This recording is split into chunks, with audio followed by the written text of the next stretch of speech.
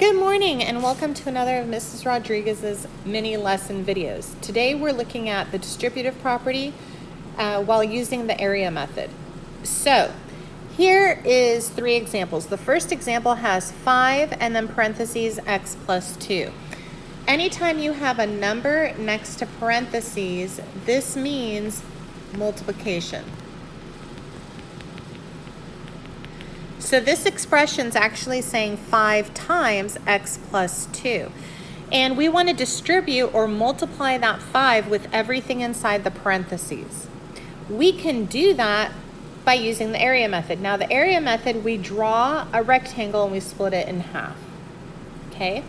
And we're going to put the number that's outside of the parentheses on the side and the expression inside the parentheses on top. The idea being, when we want to find the area of a rectangle, it is length times width. And we're going to do or use that same concept when multiplying 5 with the x plus 2. The first box has x as the width, 5 as the length. So 5 times x is 5x. For the second box, we now have 2 and 5. So 5 times 2 is 10. Now we can write what we got, which is 5x plus 10. And this is actually our answer because the 5 has an x, but the 10 doesn't. So they are not like terms. So this would be the answer, 5x plus 10. Let's try the next example. The next example is 5 times negative 3x plus 6. Once again, the number outside the parentheses goes to the side of our rectangle, and the expression inside the parentheses goes on top. So I'm going to have negative 3x above the first box and then plus 6 above the second box. Now we multiply. Our length times width is 5 times negative 3x. 5 times negative 3 is negative 15. So we get negative 15x.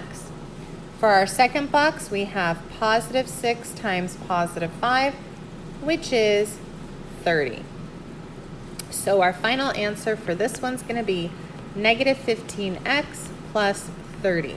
Once again, that 15 has an x and the 30 does not, so you cannot combine them. They are not like terms.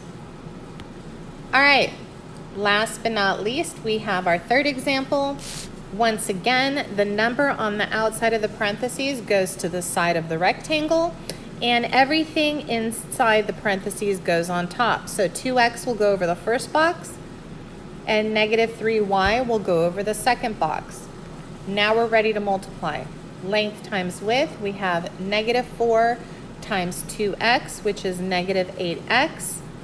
And then for the second box, we have negative 3y times negative 4. That gives us a positive 12y. And so our answer is negative 8x plus 12y. One has an x, the other one has a y, so they're not like terms. We cannot combine them. Also, if you need help with knowing if it's going to be positive or negative when you multiply, don't forget our multiplication rules for negative and positive numbers. Negative times a negative is a positive. Positive times positive is a positive. It's only when you have one of each, either a negative and a positive or a positive and negative, that you get a negative answer. Hope that helps. Bye.